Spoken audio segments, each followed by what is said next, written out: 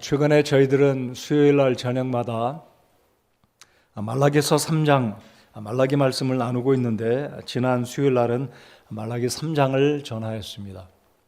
말라기 3장에서는 여러분이 잘 알고 계시듯이 11조에 관한 문제를 언급하고 있기 때문에, 지난주에는 제가 의도적으로 헌금 설교를 하려고 했거나 11조를 강조하려고 한 것이 아니고 순서에 따라서 말씀을 전하다 보니 지난 수요일 날 저녁에는 말라기 3장 11조에 관한 말씀을 전했습니다. 그러니까 말라기에 있는 말씀을 전하고 본문에 충실하다 보니까 이 11조에 관한 좀 더 깊이 있게 충분하게 그리고 폭넓은 측면에서 말씀을 전해야 되겠다 싶어서, 사실은 제가 오늘 준비한 설교는 은혜의 각성이란 말씀으로 하나님의 은혜에 대해서 전하기를 원했었습니다. 그러나 수요일 날 저녁에 말씀을 마치고 돌아가서 곰곰이 생각할 때 11조에 대해서 좀 더 자세하게 우리 성도님들이 모르고 있기 때문이 아니라 유튜브에서 잘못된 11조에 대한 설교들이 하도 많아가지고 혹여라도 우리 성도님들이 11조에 대한 오해를 하게 되면 이 하나님이 우리에게 주시는 복된 말씀을 오해하면 안 될 것 같아서 제가 다시 한번 부득이하게 11조 설교를 하게 되었습니다. 제가 광고 시간에 언급해 드렸듯이 저는 여러분의 목사로 11조 설교하는 것이 참 마음에 부담이 됩니다. 이 어려운 때에 우리 성도님들이 정말 경제적으로 어려운 때에 11조를 쥐어짜내는 듯한 설교를 하는 것이 제 동기와 목적, 이것이 아닌 것을 여러분이 이해해 주시기 바라고요. 저는 정말 여러분의 목자의 심정으로 참 어려움 가운데 있는 우리 성도님들 삶에 우리 하나님께서 물질의 복을 주시기를 바라는 마음으로 11조의 설교를 다시 한번 하기를 원합니다.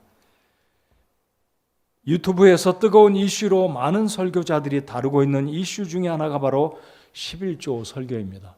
그래서 제가 도대체 유튜브에서 목사님들이 어떻게 11조에 대해서 설교를 하는가, 제가 5개의 11조 설교를 들어보았습니다. 그 중에 절반가량은 그래도 11조는 여전히 성도들이 하나님을 향한 의무이다라고 설교를 하고 있고, 또 그 중에 거의 절반 정도는 11조는 율법의 요구이고 신약 성경에는 가르침이 없고 예수님도 사도들도 11조에 대한 언급이 없기 때문에, 오늘 이 시대는 은혜의 시대 아래 살고 있기 때문에 11조는 안 해도 되는 것이다. 설교자들이 11조를 강요하는 것은 지나친 요구다라는 이야기를 들었을 때, 이 복된 하나님의 원리를 잘못 가르치는 것으로 인해서 우리 성도님들이 잘못된 유튜브의 설교를 듣고 성경의 축복의 원리를 그릇되게 이해하면 안 될 것 같아서 제가 노파심으로 또 우리 성도님들을 정말 사랑하는 마음으로 하기 싫은 설교이지만 제가 사명을 갖고 목자의 심정으로 우리 성도님들 삶에 하나님을 더 사랑하고 물질의 복을 받는 성도님들이 되시라고 제가 부득이하게 11조 설교를 하게 됩니다. 제 동기를 이해하셨죠? 그래서 어려움 가운데 있는 우리 성도님들, 어려울수록 하나님의 원리에 입각해서 살아가는 것이, 내가 11조를 드린다 할지라도 물질의 복을 혹여라도 못 받는다 할지라도 우리는 결국은 하나님이 제시하는 말씀의 원리에 입각해서 살아가는 것이 우리의 본분이다라는 것을 제 자신도 우리 모두도 이 말씀을 통해 다시 한번 도전받고 새롭게 인식되는 시간이 되기를 바랍니다. 영국의 당대 최고의 설교자로 알려졌던 침례교 목사이자 찰스 스펄전 목사는 이런 말을 했습니다. 헌금 설교를 하지 않는 설교자는 자격이 없는 자이다. 굉장히 독설적이고 모순적인 말처럼 들려지죠. 헌금 설교 안 하는 설교자는 설교자로 자격이 없다. 왜냐하면 그 스펄전 목사님은 이 헌금 설교야말로 성도들을 물질적으로 풍요롭게 하고 하나님을 사랑하는 바른 길로 이끌어가는 원리를 성경에서 제시하는데, 그것에 대해서 하기 싫다고 해서 헌금 설교를 안 하는 자는 설교자의 자격이 없다는 말에 공감이 갑니다. 그래서 오늘 저도 같은 마음으로, 심정으로는 제가 참 무겁지만 어려움 가운데 있는 우리 성도님들 이 말씀의 원리에 입각해서 살아갈 때 마음속에 하나님을 더 사랑하고 이 세상의 물질의 탐심을 버리고 하나님의 공급하시는 은혜를 경험하는 삶을 살아가시도록 역설적인 측면에서 오늘 11주의 설교를 함께 나누겠습니다. 오늘 우리가 선택한 본문은 창세기 14장, 성경에서 언급하고 있는 최초의 11조의 기원이 되는 본문이 창세기 14장입니다. 자, 본문을 저희들이 1절부터 읽어야 되지만 시간상으로 이제 저희들이 15절부터 17절부터 읽었습니다. 여러분 14장 1절을 보시면 아브라함이 살고 있던 이 팔레스타인 지역에 전쟁이 일어납니다. 멀리 메소포타미아 지역에 있던 시날 땅, 바빌론 땅에 살고 있던 이 5명의 부족의 왕들이 연합해서 팔레스타인에 있는 4명의 왕들을 치러 연합해서 전쟁이 일어납니다. 쉽게 생각한다면 중동 전쟁이 창세기 14장에 발발한 것입니다. 그런데 이 전쟁은 시날 땅에 있는 이 5명의 연합한 이 왕들이 전쟁을 승리로 이끌어가면서 팔레스타인 지역, 즉 소돔과 고모라 있는 지역들을 공략하고 사람들을 죽이고 재물을 빼앗아 가게 되었습니다. 자, 그런데 문제는 이 아브라함의 조카 롯이 붙들려 갔고 아브라함의 일가의 재산들이 약탈당해서 많은 재물의 손실을 입게 되었습니다. 자, 본문에서 아브라함은 이 전쟁에 있을 때 이 전쟁이 어떻게 해서 어떻게 진행됐는지 아브라함은 알고 있지 못했던 것 같습니다. 그런데 이 팔레스타인 지역의 전쟁으로 인해서 많은 사람이 붙들려 갔는데 그 중에 한 사람이 천신만고 끝에 탈출하고 아브라함에게 알려주게 됩니다. 그래서 여차저차해서 이 전쟁의 소식을 듣자 하니 롯과 아브라함의 일가 가운데 적지 않은 여인들이 붙들려 갔고 아브라함의 재산들, 롯의 재산들이 약탈되어 갔다는 소식을 듣고 아브라함이 급히 자기 집안에 길리운 종들 318명을 데리고 그들 손에 무기를 들려서 추격을 하게 됩니다. 제가 지도를 보여드리면 좋겠지만 상당히 먼 거리를 추격해 가는데 북쪽으로 다메섹 도상까지 멀리 북쪽까지 추격을 해서 이 아브라함의 종들이 이 시날 땅에서 왔던 이 연합 왕들을 무찌르고 그들을 죽이고 빼앗겼던 가족들을 다 무사하게 되찾아오는 장면이 오늘 창세기 14장 1절부터 우리가 읽었던 본문 전 16절까지가 되겠습니다. 자, 15절 16절을 보시기 바랍니다. 그들을 대적하려고 밤에 직접 자기와 자기 종들을 나누어 그들을 치고 다마스쿠스 왼쪽에 있는 호박까지 그들을 쫓아가서 굉장히 신속하게 올라가서, 여러분 아브라함이 살던 지역은 브엘세바 헤브론 지역 남쪽이 아닙니까? 그런데 이 호바 다마스커스까지 올라갔다는 말은 굉장히 먼 거리를 도보로 막 달려가서 추격해서 16절 모든 재물을 되찾아 오며 또 자기 형제 롯과 그의 재물과 또 여인들과 사람들도 되찾아 왔더라 그랬습니다. 자, 그런데 오늘 본문 17절부터 24절까지가 저희들이 살펴보기 원하는 장면입니다. 자, 아브라함이 전쟁에서 승리를 거두고 돌아오는데 2명의 왕이 아브라함을 맞이합니다. 한 사람은 보시면 17절 소돔 왕이 사회 골짜기에 아브라함을 맞이합니다. 아마 이 소식이 전달된 것 같아요. 그러니까 아브라함이 추격해서 저 먼 나라에서 온 왕들을 무찌르고 군사들을 무찌르고 전쟁을 승리하고 빼앗겼던 재물들을 되찾아온다는 소식이 아마 이 소돔 왕에게 전달이 돼서 사회 골짜기에서 아브라함을 환영하는, 그래서 고대 근동에서도 그렇고 로마 제국에서도 그렇고 영화의 장면에서 그러지 않습니까? 전쟁하고 돌아온 개선 장군은 많은 인파들이 환영을 하는, 그래서 아브라함이 전쟁의 승리를 가지고 올 때에 소돔 왕이 아브라함을 환영합니다. 그리고 또 한 사람의 왕이 등장하는데 바로 이 인물이 오늘 성경에 굉장히 중요한 11조의 원리를 보여주는 한 사람인데 살렘 왕 멜기세덱이라는 왕이 등장합니다. 그러니까 2명의 왕이 아브라함을 맞이하고 이 전쟁의 승리를 거둔 아브라함을 축하하게 됩니다.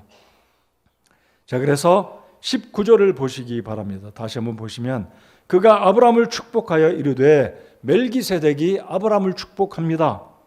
하늘과 땅의 소유주가 되시는 지극히 높으신 하나님의 아브라함에게 복이 있을지어다. 자, 그러니까 이 멜기세덱이 아브라함에게 전쟁을 승리로 이끌고 돌아온 아브라함에게 알려주고자 하는 메시지가 무엇이냐면 첫째로 꼭 기억하시기 바랍니다. 하나님의 존재, 하나님의 이 의미가 무엇인지 이 멜기세덱이 다시 한번 믿음의 사람 아브라함에게 상기시켜 주기를, 하늘과 땅의 소유주가 되시는 지극히 높으신 하나님, 이 하나님의 아브라함에게 복이 있을지어다. 아마 이 아브라함은 하나님이 어떤 분이신지 알고 있었지만 본문을 통해서 하나님은 아브라함은 물론 저와 여러분에게 하나님이 나의 삶에 있어서 어떤 분이신지를 상기시켜주고 있는 말씀이 바로 이 메시지라는 것을 우리 모두가 놓치지 말아야 합니다. 하나님이 누구십니까? 그분은 하늘과 땅의 소유주가 되신다. 자, 그렇다면 제가 지난 수요일 저녁에 말라기 3장 11절을 언급해 드리면서 말라기 선지자가 그 당시 이스라엘 백성들에게 누누이 본문의 구절들을 통해서 강조한 단어가 있다면 그것은 바로 하나님이 우리 삶의 주가 되신다. 주라는 것은 우리의 모든 소유, 나의 과거와 현재와 미래, 내 가족, 재산, 생명, 시간, 나의 모든 것을 소유하신 분이 바로 하나님이라는 것을 말라기 3장의 본문이 우리에게 직접 간접적으로 알려주고 있다는 메시지의 중심이라는 것. 오늘 멜기세덱도 아브라함에게 다시 상기시켜 주는 것이 하늘과 땅의 소유주가 되시는, 즉 로드십, 우리 하나님의 주재권을 멜기세덱은 아브라함에게 일러주고 있고, 이 말씀을 읽고 있는 독자들인 저와 여러분에게 하나님의 존재는 과연 어떤 분이신지를 알려주고 있다는 것입니다. 여러분은 상식적으로 생각해 보십시오. 신할 땅에서 출발한 이 5명의 왕들이 거느린 병사들의 숫자는 창세기에 기록되지 않았습니다.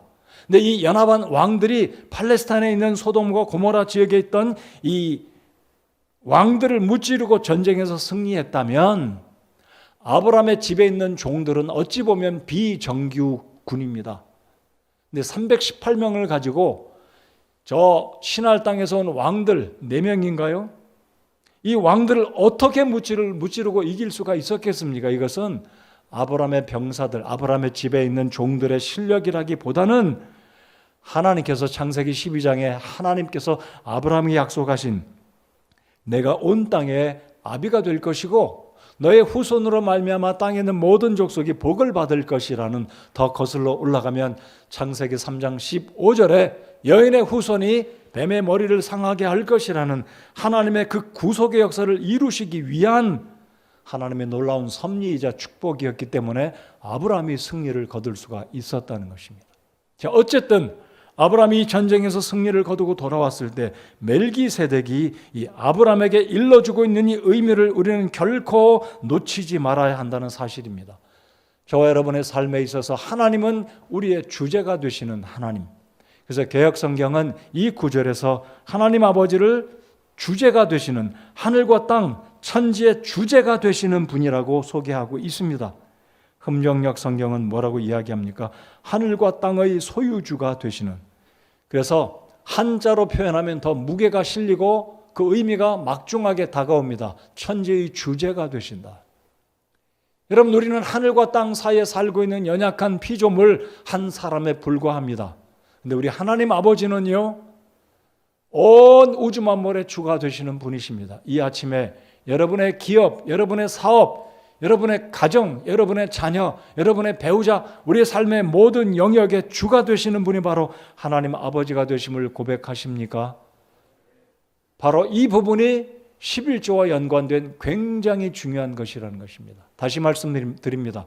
그러니까 11조라는 문제는 신구약에서 언급이 됐다, 율법에 기인한다, 이스라엘 백성의 문제다, 이것을 다 떠나서 구원받은 우리 모든 그리스도인들의 삶의 영역에 주가 되시는 분은 하나님이기 때문에 우리 삶의 11조는 율법에 근거하는 것이 아니라 이스라엘 백성들의 정서와 문화에 근거된 것보다는 구원받은 우리 삶의 청지기로서 하나님이 누구시고 내가 누구인가의 관계의 문제를 11조를 통해서 우리가 정립해야 된다는 사실을 창세기 14장을 통해서 우리가 확고히 하고 확신해야 한다는 것입니다.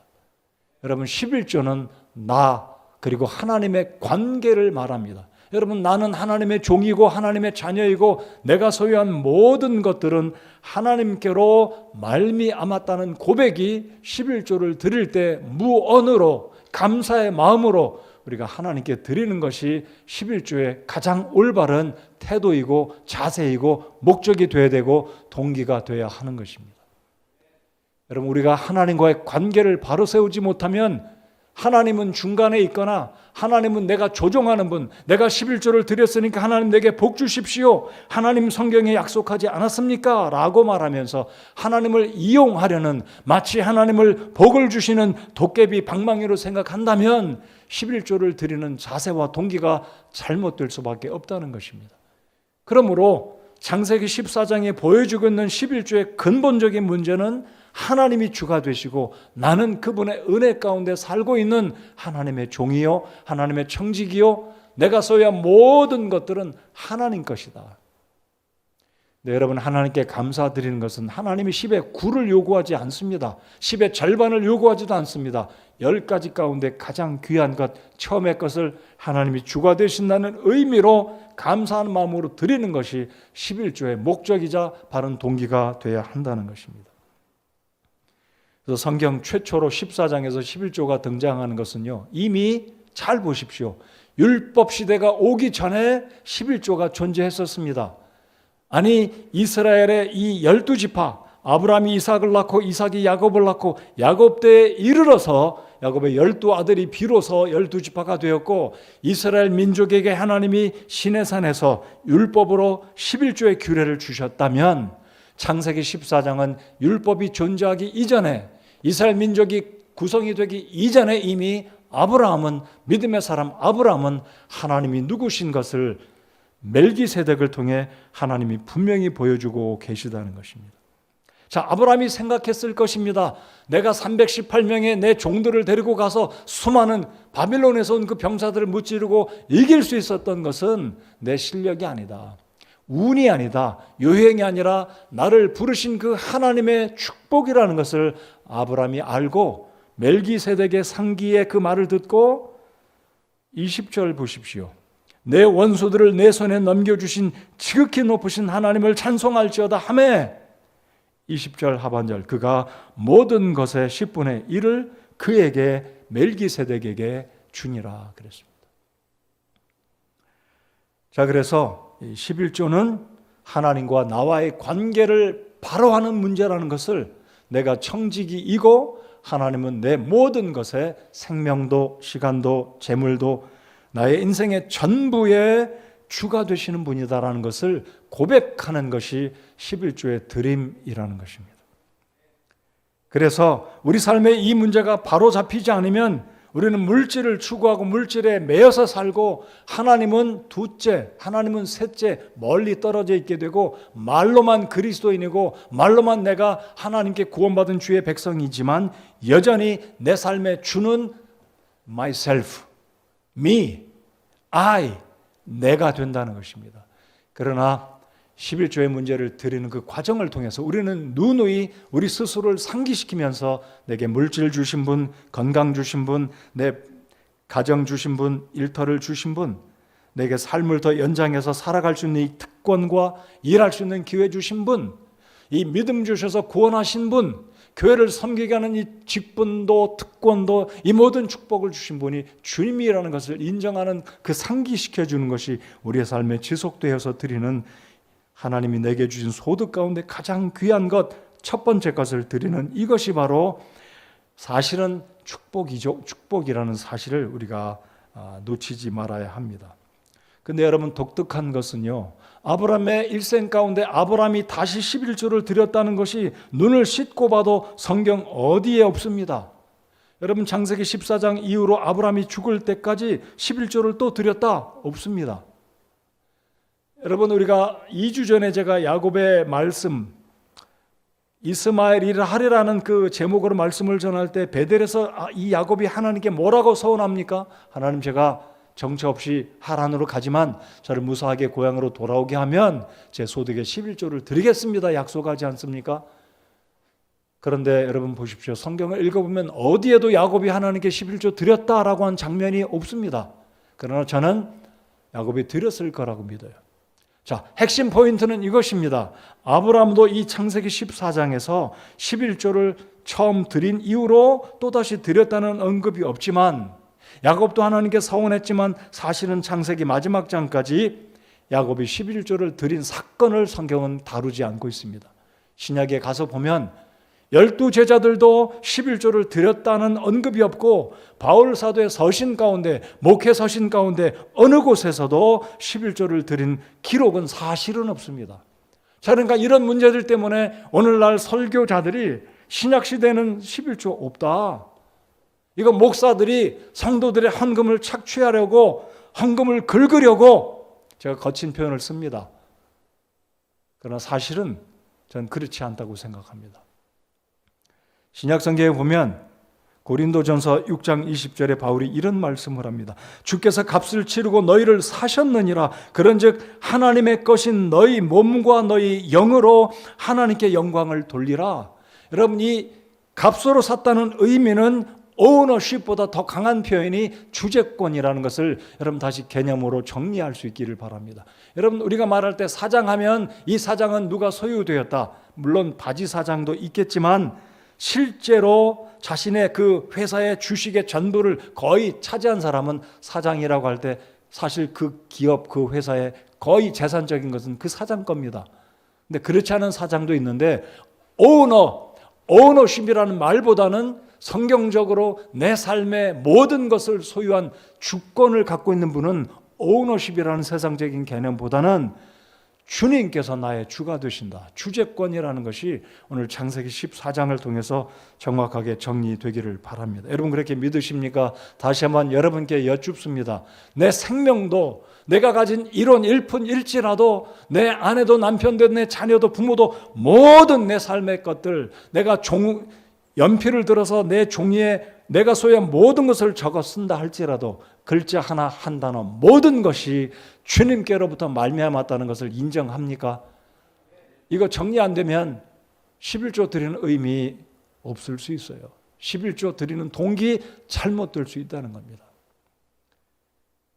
바울 사도는 로마서 12장 1절에 그러므로 형제들아 내가 하나님의 긍휼을 힘입어 너희에게 간청하노니 너희는 너희 몸을 거룩하고 하나님께 받으실 만한 살아있는 희생물로 드리라.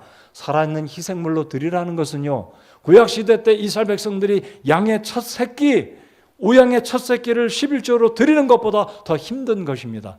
여러분, 양떼를 드리는 것보다 자기 몸을 배를 가르고 피를 흘려서 번제단 위에 드리는 것 어떤 게 어렵겠습니까? 그러니까 신약의 개념은, 신약에서 11조를 언급하고 있지는 않지만 신약의 개념은 사실은 더 많은 비중, 더 엄청난 것을 하나님께 드리라고 바울 신학에서 바울이 이야기하고 있고, 고린도 전서에도 이런 측면에서 말씀하고 있다는 것입니다.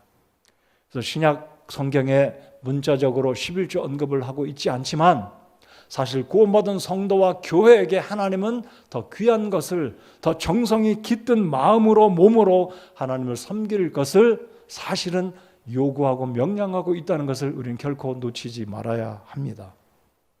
자, 멜기세덱에서 이 멜기세덱의 의미를 다시 한번 우리 살펴보기 원합니다. 18절을 저희들 다 같이 한번 읽어보겠습니다. 시작. 살렘 왕 멜기세덱이 빵과 포도즙을 가지고 나왔는데 그는 지극히 높으신 하나님의 제사장이었더라. 여러분, 멜기세덱을 창세기의 저자 모세가 소개합니다. 여러분, 모세가 소개한다는 의미를 기억하십시오. 자, 모세는 율법을 전수한 사람입니다. 신약 성경에 은혜는 하나님께로 왔지만 율법은 모세로부터 왔다라고 말씀합니다.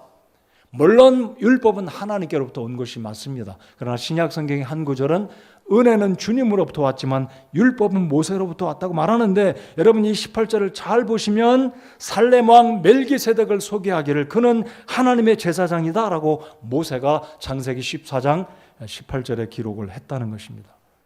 그런데 흥미로운 것은요, 이 아브라함 시대는 아직까지 율법이 존재하지도 않았고 제사장 시스템이 없었습니다. 아브라함도 제사장 만나본 적이 없어요. 아마 아브라함의 생애 가운데 첫 번째이자 유일무이한 제사장이라면 멜기세덱이 아닐까. 왜냐하면 아론의 반차를 따라 최초의 제사장은 아브라함이 죽고 난 뒤에 먼 훗날 아론이 첫 번째 제사장으로 등장하지 않습니까? 근데 성경은 이 멜기세덱을 가리켜서 하나님의 제사장이었더라라고 말합니다. 자, 그리고 이 멜기세덱이 전쟁에서 승리하고 돌아온 아브라함에게 무엇을 줍니까? 빵과 포도즙을 가지고 나왔다 그럽니다. 전쟁에서 힘들게 긴급하게 달리고 그 적군들을 무찌르고 싸우고 했으니 얼마나 기진하고 목이 말랐겠습니까? 빵과 포도즙. 근데 맛있는 살코기, 소고기, 닭고기 이런 게 아니라 왜 하필이면 빵과 포도즙이었겠습니까? 여러분, 뭐니 해도 굶주린 사람에게 에너지는 뭐니 해도 살코기 아니겠습니까? 기름이 가득한 국물이 있는 살코기, 힘을 차리라고. 멜기세덱이 가지고 온 것은 고기가 아니라 다른 과일도 아니라 포도즙과 빵이었습니다. 이 빵과 포도즙은 바로 정확하게 히브리서 7장에서 언급하는 멜기세덱으로 상징되어지는 예수 그리스도를 이 멜기세덱을 통해서 하나님은 보여주시고 있다는 것입니다. 여러분, 히브리서 7장을 보면 멜기세덱을 앞부분에서 설명을 쭉 하고 뒷부분에 가면 예수 그리스도가 멜기세덱으로 상징적으로 우리를 위해서 십자가의 죽임을 당하신, 여러분 마태복음 26장에 보시면 우리 예수님께서 붙잡히시기 첫날, 그 마지막 날 제자들과 함께 마가 요한의 다락방에서 만찬식을 가지면서 제자들에게 떡을 떼어주시고 제자들에게 포도즙을 전해주시면서 너희를 위한 나의 살이요 너희를 위한 나의 피다라고 말씀하시지 않으십니까? 자, 그렇다면 창세기 14장에서는 이미 우리 하나님은 이 아브라함에게 신약에 오셔서 우리를 위해서 죽임을 당하신 하늘의 대제사장 되신 예수 그리스도의 희생을 보여주고 있다는 것입니다. 자, 아브라함이 이 빵과 포도즙을 먹고 마셨겠습니까? 먹었을 겁니다. 마셨을 겁니다. 그리고 이어지는 아까 말씀드렸던 이 말씀, 그가 아브라함을 축복하여 이르되 19절 하늘과 땅의 소유주 되시는 지극히 높으신 하나님의 아브라함에게 복이 있을지어다. 이 말을 들었던 아브라함은 감동하고 감사해서 전리품 가운데 10분의 1을 멜기세덱에게 하나님께 감사의 의미로 드리고 있다는 것입니다. 아브라함이 어찌 11조의 규례를 알았겠습니까? 너 11조 바쳐라. 이런 요구가 사실 아브라함에게는 그런 명령도 주어지지 않았었습니다. 그럼에도 불구하고 멜기세덱이 떡과 포도즙을 들고 나왔고 이 하나님께서 멜기세덱의 입술을 통해 전해주신 하나님 아버지의 주재권을 언급했을 때 아브라함은 원수들의 손에서 자신들의 가족을 건져냈고 빼앗겼던 물질을 얻었을 때 자신의 모든 소득 가운데 가장 귀한 것을 마음을 다해서 하나님께 드린 이 11조가 하나님께 이 아브라함이 드린 감사의 표현, 구원의 하나님 자신의 삶의 모든 전부를 소유하신 그 하나님께 드렸다는 사실을 우리가 결코 잊지 말아야 됩니다. 그러므로 이 창세기 17장 최초로 11조를 언급한 이 본문의 말씀에서는 11조는 율법 이전에 있었고 누구의 명령 때문에 요구 때문이 아니라 아브라함이 자원해서 감사해서 자신의 주가 되시는 하나님께 드렸다는 것. 일보 더 나아가서 아브라함은 알았습니다. 먼 훗날 여인의 후손으로 오실 그분 메시아 예수 그리스도가 우리를 위한 살과 피를 흘리시고 구원하시는 구원자라는 것을 알고 믿음으로 하나님께 감사의 예물을 지금 드리고 있다는 것입니다. 여러분, 너희의 보물이 있는 곳에 거기에 너희의 마음도 있느니라 우리 주님 말씀하십니다. 여러분, 우리 하나님이 우리의 주님이시고 나를 구원하신 예수님이 내 삶의 가장 귀한 분이라면 어찌 우리가 명령 때문에 율법의 요구 때문에 드리겠습니까? 목사의 얼굴 봐서, 성도의 체면 봐서, 내 아내의 체면 봐서, 아들들의 체면 봐서 11조 드립니까? 그러지 않잖아요. 나를 구원하신, 나로 하여금 나아가 내가 되게 하신 그 하나님, 내게 영생의 은혜를 주신 그 주님, 일할 것도 주시고 건강도 주시고 내 가족도 주시고 가정을 주시고 교회를 주신 우리 하나님께 감사해서 소득의 첫 번째 것, 귀한 것을 우리 하나님께 감사하는 마음으로 드리지 않겠습니까? 여러분 율법으로 드립니까?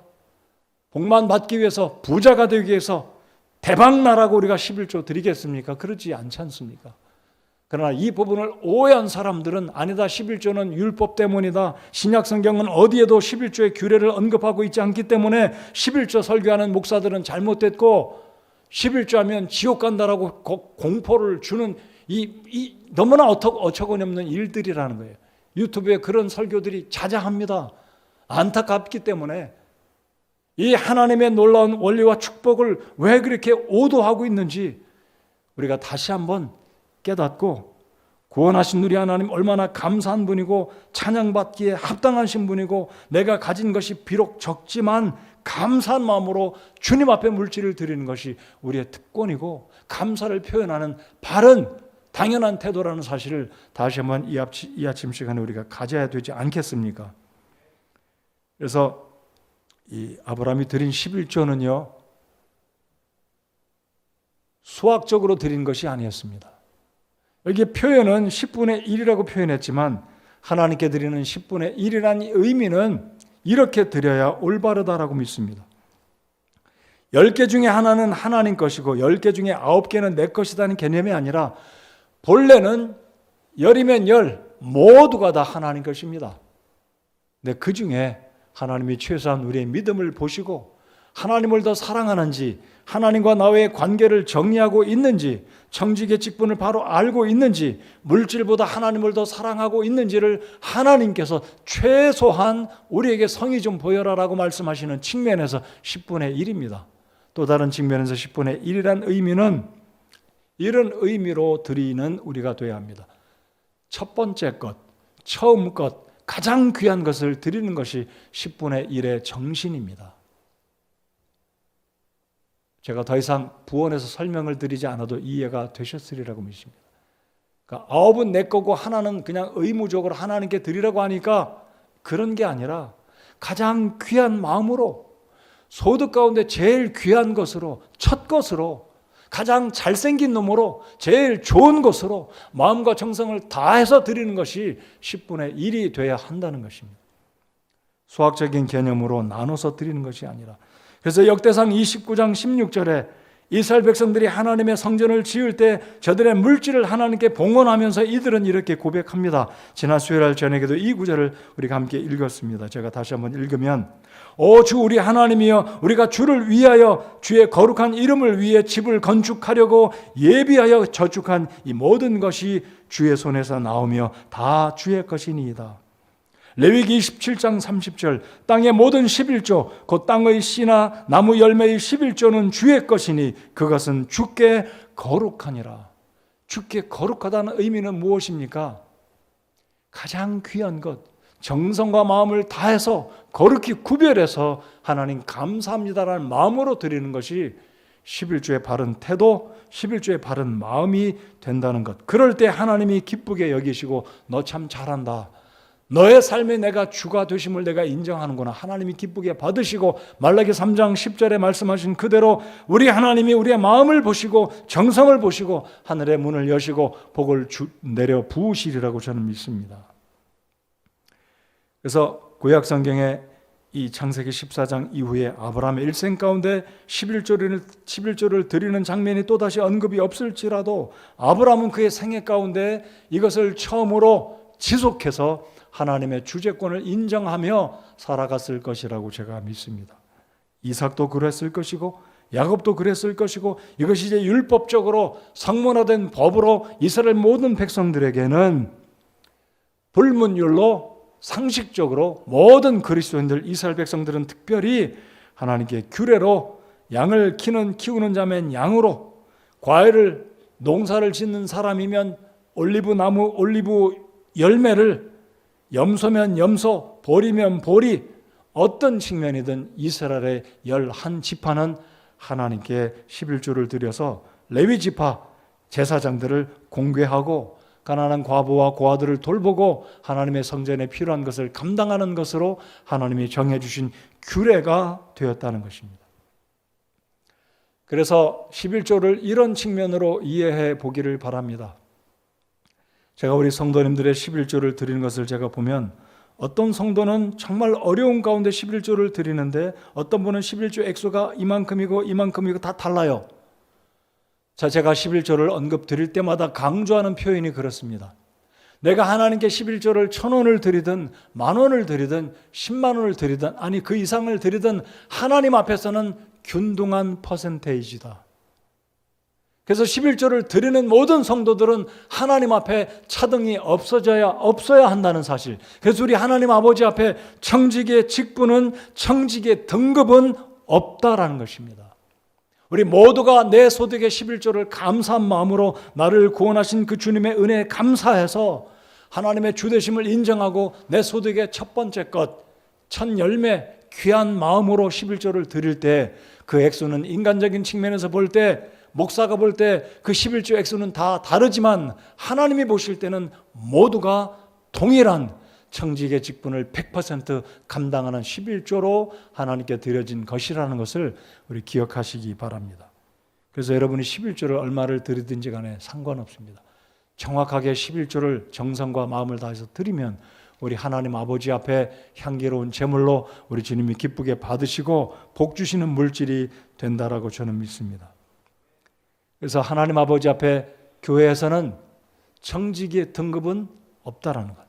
목사가 됐든 집사가 됐든 아무런 직분이 없든 그냥 성도로 섬기든 내가 주님 앞에 11조를 구원의 하나님께 감사해서 드리면 그 액수는 하나님 아버지 앞에 균등하게 연락되어져서 우리 모든 그리스도인들은 주님 앞에 균등한 청지기의 직분을 다 감당하는 하나님이 기뻐 받으시는 성도의 본분을 다 하게 되는 것이라는 것을 확신하시기 바랍니다. 그래서 11조에 대한 잘못된 가르침과 잘못된 생각은 무엇입니까? 11조를 하면 하나님께 엄청난 물질로 하나님이 채워주셔서 부자가 될 것이다. 그 생각은 맞을 수도 있고 맞지 않을 수도 있습니다. 여러분, 저는 개인적으로 말라기 3장 10절 말씀을 믿습니다. 문자적으로 믿어요. 하나님께 11조를 드릴 때 우리 하나님께서 하늘의 문을 여시고 우리 가운데 쌓을 것이 없도록 부어주시는 자비하신 하나님, 복을 주시기 원하시는 하나님인 것을 제가 의심치 않고 믿습니다. 그러나 이것이 우리가 잘못된 동기로 내가 우리 교회에서 11조를 제일 많이 드리는 사람이 되겠다. 그래서 나는 10에 2조도 드리겠다. 10에 3조를 드리겠다. 근데 그렇게 사실 부자가 된 사람도 없지 않아 있는 것이 사실입니다. 그러나 11조를 드리는 바른 동기는 아니다라고 생각합니다. 제가 알고 있는 어떤 분은 내가 달라스 지역에서 한인들 가운데 11조 제일 많이 드리고 싶은 사람이 되고 싶습니다. 저에게 이야기한 분도 계세요. 저희 아들들 가운데 한 아들은 한때는 10에 2조도 드린 적이 있습니다. 왜요? 11조의 그 말라기 3장 10절의 말씀을 믿고 많이 드리면 하나님이 10에 1조를 드리면 쌓을 것이 없다고 복 주신다고 하니까 그럼 10에 2조 3조를 드리면 더 복 주실 게 아니냐 해서 더 드린 그런 모습을 제가 보았습니다. 순수한 동기로 드린다면 하나님이 그 순수한 동기를 책망하시겠습니까마는 자칫 잘못하면 우리가 물질의 욕심 때문에 이 감사가 도리어 잘못된 동기로 물질의 탐욕 때문에 하나님은 물질의 탐욕을 극복하기 위해서 우리에게 11조의 명령을 하고 계시는데 이것이 복받는 비결이라 해서 오히려 부자가 되고자 하는 탐심에 의해서 11조를 드리게 된다면 이것은 옳지 않은 11조가 된다는 것입니다. 이게 결국은 사람들에게 11조의 신화로 전락하는 것이 아닌가 저는 생각합니다. 제가 이 말씀을 전하기에 참으로 심적인 부담이 컸다고 말씀드리는 것은 한 사람이 통계를 내보니까 소득의 23% 정도는 납세로 국가에서 가져간다고 합니다. 어떤 분들은 더 많이 가져가는지 모르겠어요. 기업가 사업하시는 분들은 아마 퍼센테이지로 보면 굉장한 비중을 국가의 채무로 국가에서 가져갈 겁니다. 그런데다가 우리 그리스도인들이 소득의 10분의 1을 또 드린다면 굉장한 경제적인 압박이 오는 거죠. 근데 오늘 이 시대에 정말로 어려운 때에 11조 하나님께 드려야 되는 이 부분은 굉장한 심적인 부담이 아닐 수가 없습니다. 저는 우리 교회 정말 사업과 생업에 어려움을 겪고 있는 성도들에게 제가 서두에도 말씀드렸지만 이 목사로서 어찌 성도들의 어려움을 알고 있으면서도 어찌 11조 설교를 이런 와중에 이런 시기에 11조를 해야 되는지 말씀 전하는 게 굉장한 부담입니다. 그럼에도 불구하고 제가 목사로서 성도들을 사랑하는 측면에서 이 말씀을 생각할 때 11조를 정말로 감사한 마음으로 바른 동기와 목적으로 하나님께 드리면 우리 하나님이 어찌 입 닦는 하나님이시겠습니까? 어찌 하나님이 우리 성도들의 돈을 챙겨만, 사실 우리 하나님이 돈 쓰지 않으십니다. 우리 하나님이 여러분의 돈 필요하시겠어요? 11조를 드리는 목적과 그리고 그 사용처는 결국 사역자들의 생활비로 사용하게 되고 우리 교회 구제헌금으로 사용하고 선교헌금으로 사용하고 교회 필요들을 유지하는 데 우리가 사용하지 않습니까? 자, 11조에 대한 신화, 11조에 대한 잘못된 동기는 우리가 머릿속에서 다 버리고 바른 동기, 분명한 목적으로 오늘 창세기 14장에서 아브라함이 하나님 아버지가 하늘의 모든 하늘과 땅의 소유주가 되시고 아브라함에게 복을 주신 그 하나님께 멜기세덱에 전한 그 말씀을 들었을 때 아브라함은 자원해서 순수한 마음으로 자신의 전리품 가운데 귀한 것들로 10분의 1을 드렸다는 것이 11조의 기원이자 목적이자 동기가 된다는 것을 다시 한번 창세기 14장의 말씀을 통해 기억하고 정리가 되어지는 복된 말씀이 되기를 바랍니다. 여러분, 신약 성경에 예수님은 사실 11조에 대한 언급을 적어도 한 구절은 언급을 하셨습니다. 마태복음 23장 23절에 보면 서기관들과 바리새인들 위선자들아 너희에게 화가 있을지어다. 너희가 박하와 회향과 근체의 11조는 바치되 율법에 더 중대한 문제인 판단의 공의와 긍휼과 믿음은 무시하였도다. 너희가 마땅히 이것들을 행하였어야 하거니와 다른 것도 행하지 않은 채 버려두지 말아야 하느니라. 예수님의 말씀의 요인즉슨 근체와 박하와 농산물과 기타 11조는 하나님께 바치는 건 당연히 지속해야 되지만 이 11조의 문제보다 더 중요한 것을 너희가 간과하고 무시했다. 그게 무엇입니까? 공의와 긍휼과 믿음은 무시했다. 당시의 유대교 지도자들인 이들은 사람들 앞에 11조한 것을 자랑하고 공개적으로 자신을 높였지만 정작 하나님이 요구하시고 기뻐하시는 공의와 긍휼과 불쌍한 사람들을 돕고 구제하고 믿음으로 백성들 앞에 살아가야 되는 본이 되는 그 삶에 있어서의 실제적인 부분들은 이 바리새인들과 서기관들이 무시했다는 것입니다. 예수님은 이런 것들도 무시하지 말고 지속해야 되지만 더 중요한 것은 공의와 긍휼과 믿음은 무시했다는 것이 예수님의 포인트. 그러니까 예수님은 11조도 여전히 행해야 될 것을 예수님은 당시에 율법 가운데 있는 이스라엘 백성들에게 요구하시고 한 걸음 더 나아가 리더들이었던 바리새인들과 이 서기관들에게 우리 주님이 지속적으로 행해라, 행할 것을 요구하고 있다는 것이 신약 성경에서 예수님은 11조에 대한 가르침이었고 인정이었다라는 것입니다. 자, 고린도후서 8장을 잠깐 열어보시겠습니다. 고린도후서 8장 2절을 열어보시겠습니다. 아까도 말씀드렸듯이 신약 성경은 문자 그대로 11조에 대한 규례가 사실 언급이 없습니다. 바울 사도 또한 11조를 드렸다, 11조에 대한 가르침을 했다라는 구절은 문자적으로 발견할 수가 없습니다. 그런데 오늘 이 문맥을 보면 고린도서 8장 2절을 보면 문맥의 의미상으로 아까 읽어드렸던 로마서 12장 1절의 의미를 볼 때 바울 사도는 11조를 드렸을 것이다. 아니 그것보다 더 뛰어넘어서 과할 정도로 하나님께 드리며 살았던 인물이 바울이었고 고린도 교회 성도들이었다는 것을 우리가 짐작할 수가 있다는 것입니다. 8장 2절을 다 피셨으면 함께 읽겠습니다. 시작.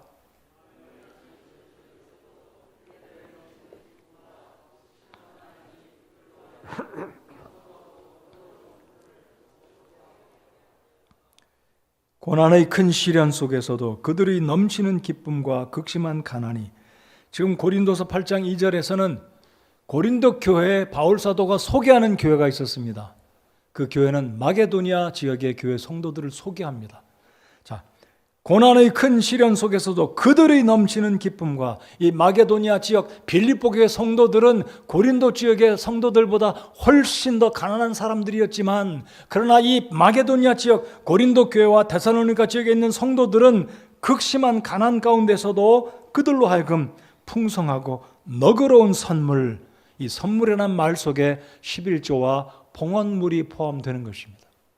그러니까 신약성경은 11조라는 언급은 하고 있지는 않지만, 사실 이 바울 사도가 마게도니아 지역의 성도들을 고린도 교회 성도들에게 소개하면서 저들은 가난했지만 힘에 넘치도록 과하도록 하나님 앞에 11조와 선교헌금과 구제헌금과 봉헌물을 드렸다라는 것입니다. 그리고 그 헌물을 가지고 바울 사도가 성도들과 동역자들과 함께 그 헌물을 가지고, 헌금을 가지고 예루살렘에 갖다 주면서 예루살렘 교회 기근으로 인해서 굶주렸던, 재정에 어려움이 있던 예루살렘 교회를 도왔던 이 바울 사도의 마음은 사실 11조라는 언급은 하고 있지는 않지만, 잘 들어주십시오. 신약 성경은 11조라는 언급을 왜 안 하는지 저는 모르겠습니다. 이건 미스터리한 겁니다. 천국 가서 우리 주님께 여쭤볼 건데 왜 11조라는 언급을 안 하고 있는지는 잘 모르겠어요. 그러나 저 개인적으로는 아까 로마서 12장 1절에서도 11조의 차원을 넘어 우리의 몸을 드리고 마음을 다해서 우리를 구원하신 하나님을 정말로 마음과 뜻과 힘을 다해서 섬길 것은 차라리 11조의 언급보다 더 높은 차원의 언급이 신약성경의 핵심 포인트이기 때문에 11조를 언급하지 않고 몸을 들여서 섬기고, 오늘 여기에 고린도후서 8장 2절과 같은 말씀처럼 example로 마게도니아 교회 성도들을 보아라. 극심한 가난이 그들로 하여금 풍성하고 너그러운 선물로 하나님 앞에 기프트로, 다른 성도들을 위한 기프트로 나누고 베풀고 하는 이들의 마음을 본받을 것을 바울 사도가 이야기하고 있다는 것입니다. 왜 그렇다면 신약 성경의 11조를 언급을 안 하는 겁니까? 더 차원 높은 차원에서, 더 폭넓은 차원에서 신약 성경은 마땅히 성도들과 교회에게 가난한 사람들을 돌볼 구제를, 교회가 감당해야 될 사회적인 구제 사업을, 선교 사업을 하나님께 감사한 마음으로 드리라는 것을 신약 성경은 이미 내포하고 있다. 충분히 meaningful하다라고 저는 믿습니다. 성경을 그렇게 가볍게 생각하고 봐라, 신약 성경은 11조 언급하고 있지 않는데 왜 11조 설교하느냐? 아닙니다. 11조 그 이상의 것을 신약 성경은 이미 말씀합니다. 몸을 바치라고 하잖아요. 지극히 넘치도록 그 극심한 가난 가운데서도 풍성하게 너그러운 선물을 이미 11조 이상을 이들은 드렸다라고 저는 믿습니다. 열의 하나가 아니라 더 많은 것을 이 마게도니아 교회 성도들은, 빌립보 교회 성도들은 바울 사도를 서포트하고 있었다는 겁니다. 자, 그래서 창세기 14장 22절로 23절까지 바울이 이런 고백을 합니다. 다시 창세기 14장으로 돌아와 보시겠습니다.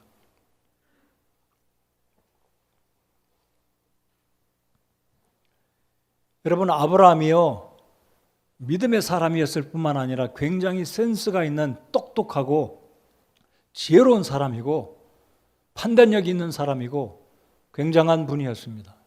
참 저는 굉장히 부족한 게 많고 판단력도 부족하고 센스도 없고 정도 없는 참 못된 사람입니다.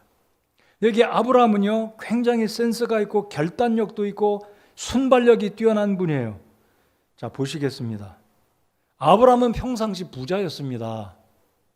여러분, 대단한 부자니까 집에 종들, 남자 종들만 318명이라면 남녀노소 노비 종들을 거느린다고 생각하면 아브라함은 굉장한 부자입니다. 여러분, 오늘 이 시대에 누가 남자 종들만 318명을 거느립니까? 굉장한 부자였어요. 근데 이 아브라함이 뭐라고 이야기하냐면 잘 보십시다.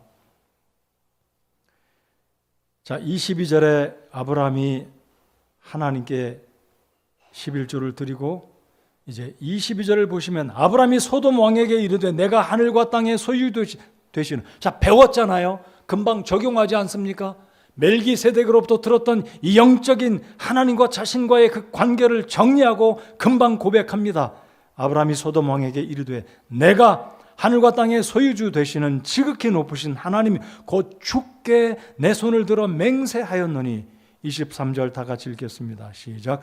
이것은 내가 이르기를 내가 아브라함을 부자로 만들었다 할까 염려하여 내게 속한 것은 시로라기 하나나 신발끈 하나라도 내가 취하지 아니하려 함이라. 이게 무슨 말이냐면요, 이 소돔 왕이 아브라함이 전쟁터에 가서 신할 지역에 왔던 그 왕들을 다 물리치고 빼앗겼던 전리품들을 다 찾아올 때 소돔 왕이 이르기를, 야 아브라함아, 그 내가 얻은 전리품 가운데 일부는 우리 부족 거야, 내 거야. 근데 네가 공로를 세웠으니 너 다 가져. 이런 말 하는 거예요. 그러자 아브라함이 뭐라고 이야기하냐면, 훗날 이 전쟁에서 내가 전쟁에 참여해서 부자가 됐는데 소돔 왕이 아브라함에게 주었으니까 아브라함은 소돔 왕 때문에 부자가 된 것이다라는 소문이 날까 봐 아브라함은 모든 것 전리품 가운데 소돔 왕의 것은 전부 다 돌려준 것입니다. 여러분, 아브라함이 얼마나 멋집니까? 아브라함은 본래 부자였습니다. 그리고 아브라함은 이 전쟁에서 얻은 전리품, 롯의 것을 제외한, 그리고 마지막 절에서 다만 청년들이 노상에서 굶주려서 먹은 것들은, 전쟁터에서 얻은 양식들 먹은 거는 소돔 왕에게 그거 계산하지 마라. 그건 당연한 거다. 그러나 너에게 속한 것은 내가 실오라기 하나 내가 차지한 거 다 돌려줄 테다. 멋지지 않습니까? 그래서 아브라함이 고백한 것은 무엇이냐면, 나의 부유함은 전쟁터에서 얻은 것도 아니요, 소돔 왕으로부터 말미암은 것이 아니라 하나님이 주셨다는 것을 아브라함이 선포하고 있는 것입니다. 여러분, 우리의 삶 가운데 내가 사업을 잘해서, 사람 잘 만나서, 투자 잘해서, 요행이어서, 운이 좋아서, 때를 잘 만나서 잘 된 게 아니라 천지의 주제가 되시는 나의 아버지가 내 사업을 축복하셨고, 우리 아버지를 축복하셨고, 내 아들을 축복하였다고 고백하시는 여러분들 되시기 바랍니다. 이게 바로 11조 속에 들어있는 하나님과 나의 주제권 속에 있는 놀라운 축복입니다. 11조는 이런 축복들, 저는 아까도 말씀드렸듯이 말라기 3장 8절 10절 말씀 믿어요. 성도들이 잘못된 동기가 아니라 하나님께 감사의 마음으로 어려움 가운데 있지만 그 열 가운데 하나 세금도 내줘, 공세 내줘, 얼마나 어렵겠습니까? 소득이 한 달에 정말 적게 버는 분들 얼마나 어렵겠어요. 근데 그 중에서도 우리 하나님께 11조를 믿음으로 드리는 우리 성도님들, 하나님께서 복 주시기 바랍니다. 복 주실 것처럼 믿어요. 그러나 우리의 동기는 단순하게 부자가 되려는 이기심 때문에 11조를 드리는 것은 우리 하나님이 기뻐하시지 않는다는 것. 오늘 말씀을 마무리 짓겠습니다. 저는 개인적으로 창세기 이 14장에 있는 11조에 관한 말씀과 말라기에 있는 이 11조에 관한 말씀과 평행 구절이 있다면 마태복음 6장 33절이라고 믿습니다. 여러분 잘 아시는 말씀이겠지만 마태복음 6장 33절을 펴서 함께 읽고 기도하시겠습니다.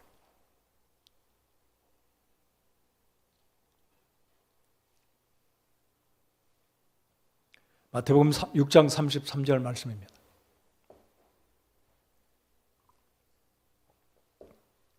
다 같이 읽겠습니다. 시작. 오직 너희는 첫째로 하나님의 왕국과 그분의 의를 구하라. 그리하면 이 모든 것을 너희에게 더하시리라.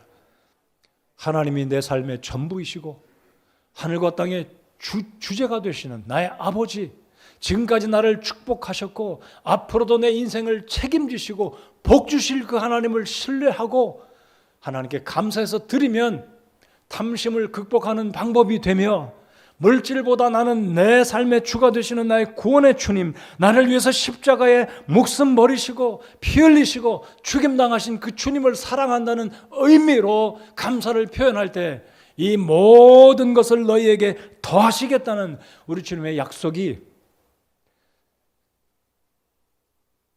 우리 교회 속한 모든 성도님들, 이 말씀을 듣고 11조에 대한 오해, 11조에 대한 신화적인 잘못된 설교를 듣고, 그래 11조는 이 목사들이 잘못된 헌금을 우려내려고 하는 설교니까 오늘 이 시대 신약시대는 11조 안 해도 된다라고 하는 이 축복의 이 원리적인 부분을 놓치지 않고 하나님과 바른 관계를 세울 때 우리 하나님께서 여러분의 삶을, 여러분의 마음을, 여러분의 삶의 모든 영역들을 우리 하나님께서 정말 복 주시기를 바랍니다. 기도하겠습니다.